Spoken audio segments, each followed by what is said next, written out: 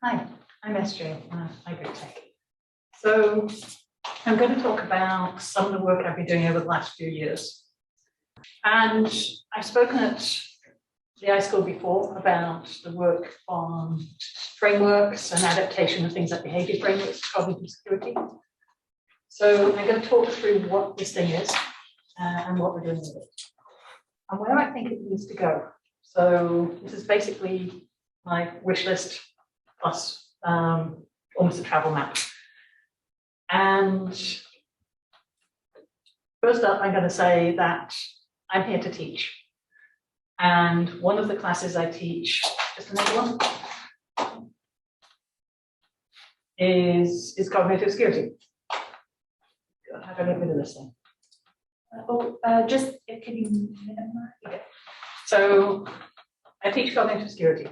And this is the application of information security principles and practices to the problem of dealing with online harms. So disinformation, misinformation, hate speech, other forms that hurt people either online or offline via online means. So the course I'm teaching, there are a lot of pieces to it. I believe it's the first one that's been taught of its kind. So there are a lot of things that we need to level set this. A lot of things we need to talk about because they're not quite ready yet. Cognitive security. There's a bunch of definitions. So when we started socializing the term, six maybe years ago, it existed in information security. So Rand Watson created it in information security, but it existed in two forms.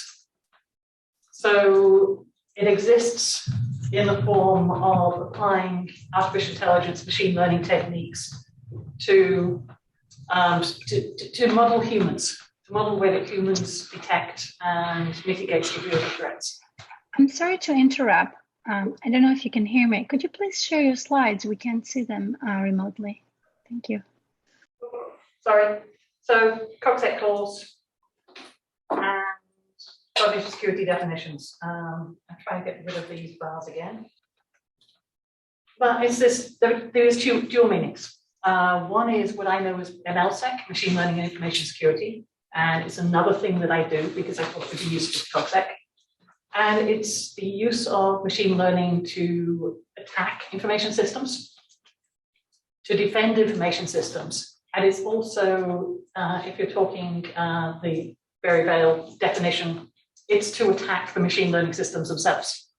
So it's adversarial AI. It's attacking the algorithms inside systems. So this is part of security, but it's much more, how do we make machines do what humans do at scale? Which is, what I think machine learning basically is. CogSec, the other definition, is a social engineering definition. It's manipulating human beings where the human beings are the target, the endpoint of an attack. So you're hacking individual humans, you're hacking their beliefs, you're hacking their sense of belonging, you're making their environment very difficult to operate in, and you're manipulating communities. So there are corollaries between this and information security that just looked very, very useful when we were looking for some way to get a defense network out quickly, 2016 and all. So I'm thinking about this in terms of adversarial cognition. You're attacking those brain systems rather than you're attacking the algorithm systems. You actually attack both. So there's a lot of overlap between these. I don't think it's like this or that. There is a merging happening. I mentioned social engineering. That's got two definitions as well. So we're kind of massively overloaded in this space. And you've got this humanities definition of centralized planning, of manipulating the environment, social change, which is very, very, very much in the disinformation space. It's what you're trying to do. But there's also the second definition of using humans as part of an information security attack. So you're generally targeting the humans, trying to get them to do things that are against their best wishes, You're trying to get them to hand over passwords. It's things like phishing. Again, I think we have both of these, but there's just these overloaded definitions going on.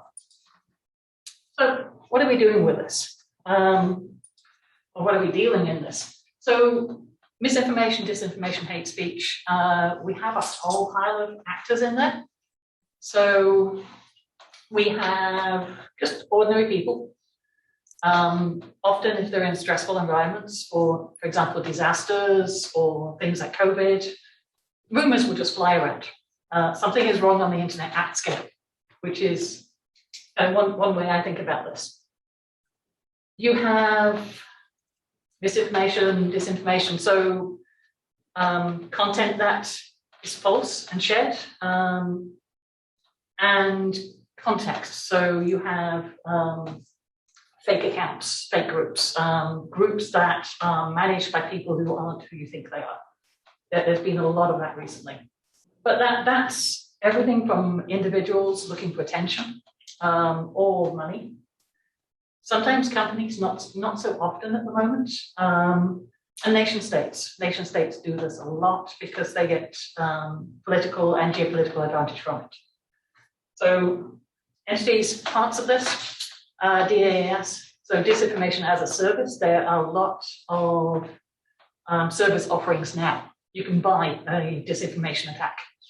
And that recently has started being individuals buying these. There was a recent case with a court case where an individual bought a disinformation campaign around it. So you've seen all these different scales. Lots of channels, pretty much everything. This is a very old map, but this is, again, 2016 elections. Colombia did some really nice work on this. But you've got the social media platforms, you've got lots of websites, you've got networks of websites being set up. So Pink Slime is a network of fake news sites connected to each other to make them look like a much bigger syndicated organization. And pretty much every site that you can have user content online, it's in there somewhere. So you're looking at this, analyzing this, we're looking for where people look for information. So that's sites, hashtags, words, where they're sharing it, to getting things like WhatsApp groups pushing out, and where they post, and that's people, organizations, but you're looking where the people are. Channels, influencers, a lot of this is about influence. So you're talking about belief, trust, and influence being big flows in here. And there are some very big influences in each of those spaces. So for example, anti-vax, there was a paper listing 12 major influencers who had most of that space. But you've got both negative and positive influences in that space. So some of the work is to increase the availability of the positive influences in the spaces where disinformation is seen. So also, it's not about how many followers you have. So a lot of this is the maths of influence and flow. For example, if you have influence over a small number of people who are themselves influential, that can be more useful than influence over a very large number of people with low power. So, groups, I mentioned fake groups. There are a whole pile of groups that are run by people, countries. For example, Black and Native groups recently uncovered with Eastern European moderators in them. So that becomes an issue because they're often closed. You can't see them. You can't see them to find out where the disinformation is. You just see the effects. So there's a lot of work there. And messages. Narratives. So the stories we tell ourselves about who we are, who we belong to, who we don't belong to, what's happening around us. So these often across a theme, you see lots of groups and narratives. You see repetition. Tools. Botnets, of course, if this and that is one of the tools that's supposed to make life easier for you. You say, when you see this thing, you do these other things, and you get them being used to push messages, botnets. Personas. If you're going to set up a whole set of fake groups and a whole set of fake admins, you need to have who you are and your persona type. So there's a lot of things being brought over for things like marketing. And network analysis, if you're a bad guy, you're going to be doing this too. So I think I need to stress that when I talk about this, when I talk about analysis of misinformation, disinformation, I will quite often talk about the structural misinformation, the structural disinformation, and I will talk about large-scale actors. This stuff happens, this is people. One of the traps to try not to fall into is to think of everybody who is part of this as an adversary. They're human beings. They're human beings with the same wants, desires as everybody else. So if you really want to deal with it, you've got to think of people as people. Off my soapbox. But also in this space, you've got thousands of respondents, not really connected to each other. So there's a problem connecting.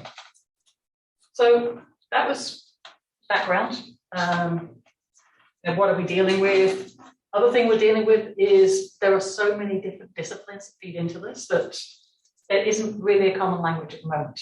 There's not really a common language. It's not really sharing structures beyond what we put in, and those are limited still. So media. Most of the early misinformation, disinformation research came from media, especially mainstream media, worried about pollution of their data feeds. User-generated content was a big thing, and they got worried about false information getting into their reports. So you have these definitions, and it's these overlaps between falseness and intent. So misinformation is false, but it isn't necessarily trying to do harm. Disinformation is false and trying to do harm. Malinformation is true data. It's the hack and leak type. It's true, but you're trying to do harm with it. This, I think, it's useful, but it doesn't cover the whole space. So other people working in the whole space, information operations, military, so these see it much more as an adversarial space, and they have a lot of standards, procedures, processes already in place.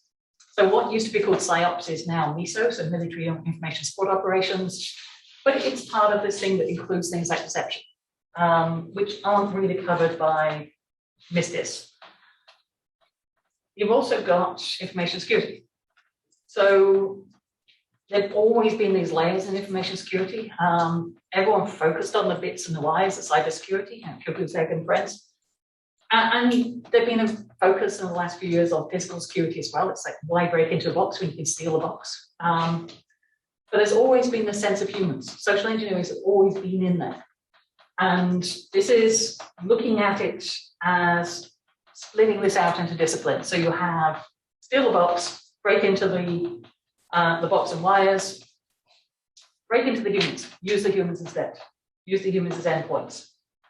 So differences, if we start doing cognitive security and we're picking up cybersecurity processes, tools, etc., then basic differences, you're not talking computers at the end, you're talking people at the end.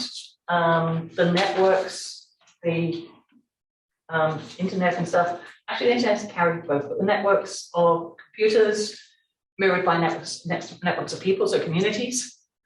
Internet's the same. You're manipulating, extracting data on one side, you're manipulating beliefs on another. There's more, there's like beliefs, belonging signals and stuff. But you're both of these, you're also trying to change actions that are missing.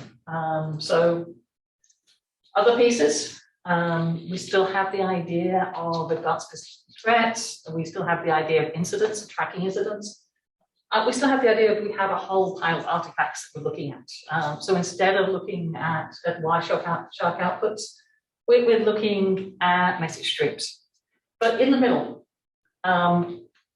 you have still behaviors, you're still mapping behavior for both disciplines, but instead of malware, you're looking at narratives, these stories, the things that carry and adapt to the other narratives always.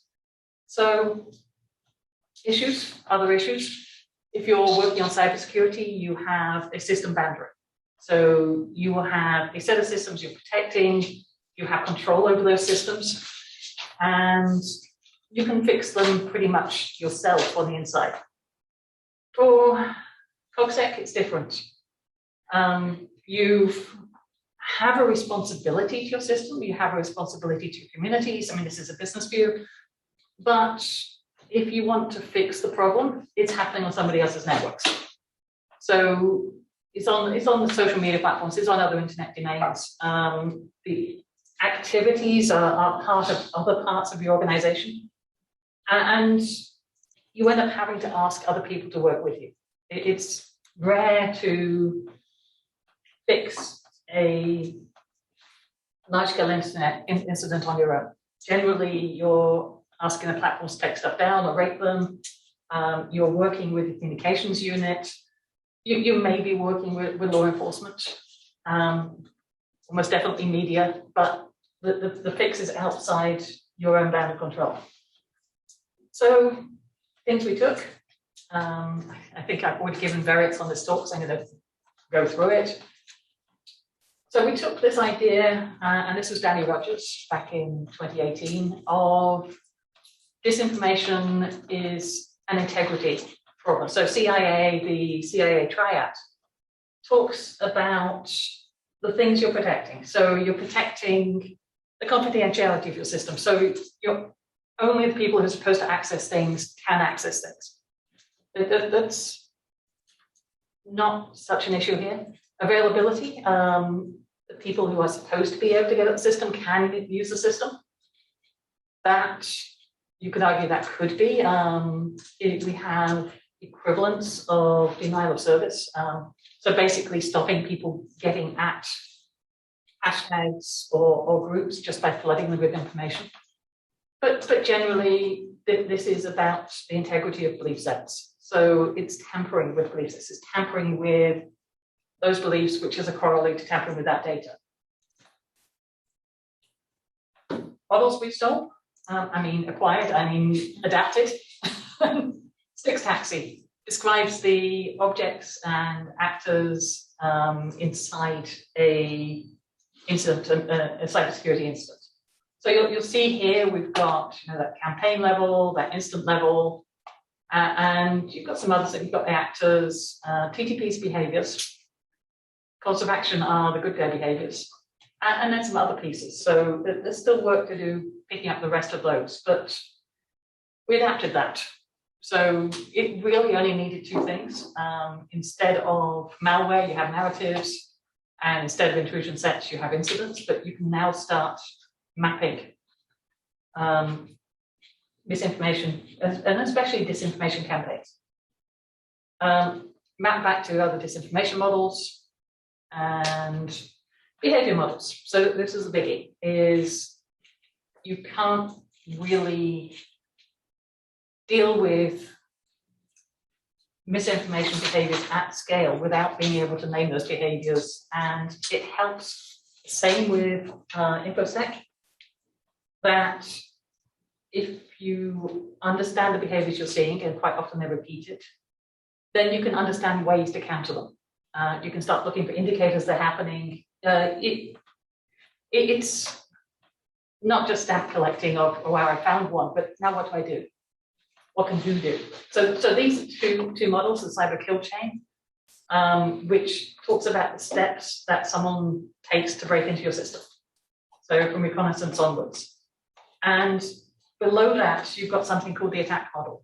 And I cannot remember what attack stands for, but it's what happens once somebody gets into your system. And the attack model came with every single one of these stages, has a set of techniques that could be used in that stage. We found that a really, really useful model, and there's a lot of tools already existing for this. So I'm just going to do a quick time check. Yeah, we're good. So One of the reasons you do this is if you list all the stages that somebody goes through to get into your system, you can talk about if you break the chain of activity early, you stop all the stuff to the right of it. So you're trying to go as far left as you can. So we built these models. It's called Amit Red. It's not terribly readable, but the important thing is up the top, you have these 12 stages that look similar to those attack stages. And it goes from planning an operation, so working out what you're going to do, how you're going to do it, preparing for it, setting up accounts and networks and messaging and micro-targeting for using that, and the channels you're going to use. And then on the right-hand side, actually doing it. So pump priming is finding useful idiots, finding mass influencers to push messaging through before it goes wide. So that's the basic set of activities. So once you get to operational, you're then getting to things like, do you get it out into the real world? How do you get it to persist? And monitoring and evaluation. So this wasn't in the original models. We pulled a lot of work from advertising and sales. And one of the things is if this is modeling an incident, then if you're going to do this repeatedly, you tend to do some sort of monitoring and evaluation. So we allowed for the people creating disinformation events to do monitoring and evaluation. We didn't really think about enough of it for ourselves. Like, how do we measure how well we're doing? Ad tech sales funnels. So again, useful for understanding, so this was fed in things like, I don't think, no, I don't. Sorry. Okay, sorry. I break technology. So it's useful for understanding things like extremism, how people get converted. So these were other useful models we still acquired. There's other work on techniques. There's things like Click, which are all types of techniques used in science denial that came from the climate and the HIV/AIDS communities, which again are orthogonal, but we still need to think about how we put all this stuff together. The other thing we did was model the response behaviors. And again, those 12 stages, but all the things you could do at each of those stages in response. And we pulled in some stuff from the intelligence community. They had categories of behaviors. We used those to list out responses we could have. And the important thing there in having response models is you link them to the red team behavior, I don't want to say attack behavior, so disinformation behavior. And you can start having these conversations about, I have one of these, I have these things, what are the things I can do? But that's also really, really useful for games. You can start doing simulations of, I've seen this type, what happens if we try doing this? What are the outputs here? And they're being used for games, which is nice, these models. So red teaming is where you role play an adversary, in this case, somebody creating a disinformation campaign or organization. And spent last year red teaming, it's transferred quite nicely. We're seeing more of it now. Security operations centers. There's way too much information on this. But the TLDR on this, the bottom line is that you can't have one great smushy pool of people doing all the same thing to have a response. If you've got a larger set of individuals or groups that you're managing, you tend to break them into groups. So this is the idea of how you break them into groups and how they communicate with each other and what they need. So the triage group, you've always got more information coming in or more data coming in than our actual things you have to worry about. So it's that first, are these things we care about? Then you have the, what is this? What can we possibly do about it? And if you're in InfoSec, you're starting to hear this, that sounds really familiar. And then a management tier, which makes that decision. So again, you're in this business of persuasion. And the artifact in there is a crisis plan, which is something you really should have built way before you get into this problem. You need to know who you need to talk to. You need to know types of actions you could take. You need to know your boundaries. So some actors are allowed to do things that others aren't, like the military can't do analysis on American citizens in this country. And then you have this other tier of much deeper analysis and going looking. So you have this much more strategic response going in. So we pulled that across this idea of tiered SOCs. We've seen that happening in things like the election integrity project, so they tiered. It's a lot of triage in these tiers, but it's nice to see it happening. Risk management. So a lot of what I've worked on is how do you assess misinformation, disinformation environments in terms of the risks involved. So it's the risks to the people working on that, and it's the risks to people, objects, societies, environments. So we haven't picked up and used the FAIR model for it, but it's definitely in the back of mind of how likely are these things. So you need to think how likely is this to happen if you're mitigating, and how bad is it? Because quite often you have so much stuff going on that you just have to triage and pick the ones that are most important. Yeah, manage the risk. Again, this is moving up in the field. We're going from people looking at how many messages there are to what is actually the problem here, and are we starting to solve that? So things big from there, digital harms frameworks. So you start talking about risk, you need to start talking about harms. So this is a cyber harm framework, but started a discussion on the pyramid of pain, started discussions about what the management of those harms is. Not really finished that one. That's on the to-do list. Respond to harms management, you've got to look after your people, and one of the differences between the two fields is you're much more likely to get psychological damage from the materials. You can still get psychological damage in cybersecurity just from the long hours and the stress on them, but this has an extra layer on top. Security risks also, so OPSEC. And it's done something. I think I'm on the screensaver. That's all right. I will get to see what's happening next.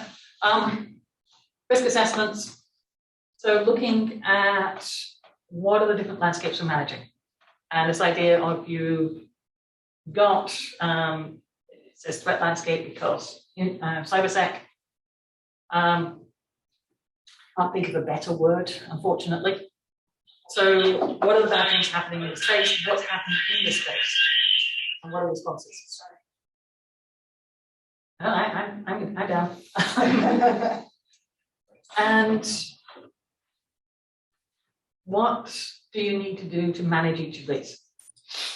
Yay. I have no idea if I've gone the right direction, but lifecycle models. So this is something we're doing this year with a big UN agency. This is in this framework, the NIST, the NIST framework.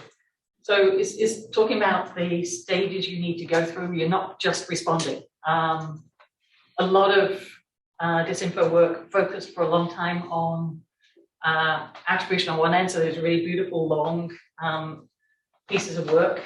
And moving now towards response there's just stuff coming out, you deal with it. But there's a lot of other work you can do. And mitigation, we're seeing more mitigation. So simplest mitigation is things like training people. So it's getting people to be more cynical about the data feeds. But there are these other stages. And one of this is NIST, the cybersecurity. This is how it works on cognitive security, all the pieces you need to do. But there's also emergency lifecycle models. So we pulled from the crisis management communities of what are all the stages here. So you've got this before the crisis hits stage. You've got this recovery stage. So this thing has happened. Now you have to go and clean up. Quite often dealing with your info landscape. And it looks a bit like this. So this is side by side. Hi, Simon, if you're watching, I know you had this in the talk already. So, so this is the 5 stages for health emergencies. And this is what they look like in an epidemic, which is a health misinformation campaign. Again, other pieces. So other parts we're starting to see from the other side is more use of other parts of social engineering and disinformation. And denial of service. This is cute. So this is K-pop fans, Korean pop fans, BTS ARMY, who started flooding extremist and right-wing hashtags and doing things like buying tickets to an event so that it was essentially sold out. So there's equivalence happening in both directions. Okay, things still to take. So this is basically the wish list side of things. Checking time. And this is something we tried for years to make happen. Supported an ISAL center building this, it never really happened. And this is desperately, desperately needed. You need sharing centers. You need points of sharing for alerts, points of sharing for response that connect together all of the actors in this space. And this is straight up response, but they also do a lot of things like mitigation. They do a lot of things like information sharing across. And never got it to fly. You've still got thousands of groups. Quite often they're little clusters, but they're not really connected yet. Sadness. A shift to trust management. So again, this from this year's work is a lot of work online and things like PR are about building trust. And misinformation, disinformation harms. A lot of what they do is reduce trust. So they reduce trust in your organization, they reduce trust in connected organization, they reduce trust in your activities. And this becomes massively important when you're dealing with things like vaccinations and health crises. So there's a whole bunch of interesting research to be done on how do you do those trust frameworks, how do you map across trust and harms. Monitoring and evaluation. There are a few attempts at working out how well a misinformation, disinformation campaign is doing, how well your interventions to it are doing, and how well that's happening over time. There's not really much out there. This is a UNICEF sheet, and it's gone beyond just count up how many people this message reached. And it's included things like vaccination focused, vaccine hesitancy, which you can start measuring how much people don't want or worried about taking vaccines. But it's not far enough yet. There's lots of work to do on M&E in this space. Resource allocation and automation. So you can see misinformation, disinformation, especially disinformation, as a resource fight. So everybody has a limited number of resources, and you're basically trying to get the other side to reduce down the resources, to run out of time or people or money or attention. And that's a space. Also automation, there's a lot of automation going on. There's a lot of sensible automation of which bits do we actually need to automate, which bits you're working with the human and the machine rather than just, hey, we'll just automate it all the way. So there's work there. A lot of that should be thinking about things like surge capacities, but there's still more work on that. And there's a whole bunch of attack types from the other side, from InfoSec that really haven't been used yet. The one that I watch for is ransomware. Is there a cognitive security equivalent to ransomware? So you can use MSDIS as part of a ransomware attack. At the moment, I think the financials don't hold. It's just like, it pays at the moment the way it is. So we'll see. We'll see. And other attack forms from psychology. So cognitive bias codex, probably familiar with this thing. A lot of human biases are being used, but not all of them. And to me, most of these are vulnerabilities in humans. Most of these are allowable. So I'm done.